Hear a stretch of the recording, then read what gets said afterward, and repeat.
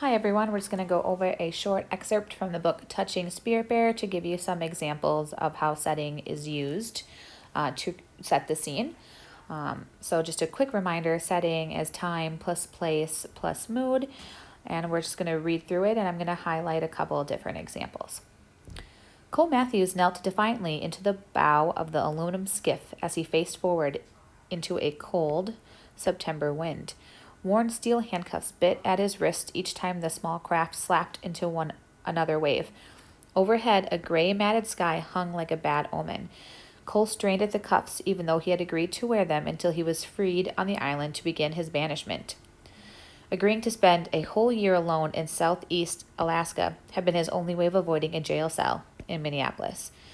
Two men accompanied Cole on this final leg of his journey. In the middle sat Garvey, the gravely voiced, wisecracking Indian parole officer from Minneapolis.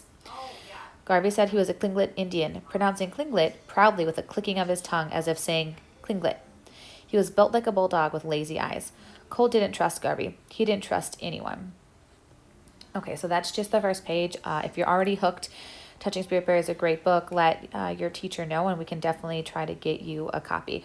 So I actually highlighted a couple of different things in this excerpt that talked about setting. The very first thing is we have cold September wind and gray matted sky hung like a bad omen. So both of these give you an example of mood and time, okay, because we have September wind, so we know what time of year it is. And then we also have gray matted sky hung like a bad omen, right? And so that describes part of the scene because we know what the sky looks like outside, okay? We know that it's probably a darker day. And then, of course, the second part of it says like a bad omen, okay? So that's also creating mood, right? So the day might have like a more negative feel to it, or that something bad might be happening or is going to happen. So that's how you kind of take those things to help you create setting. As you go on, we go to find out that he's going to have to spend a whole year. So that gives us more time. We know that Cole's going to have to spend a whole year alone. And then it tells us where in southeast Alaska, giving us more information into the setting.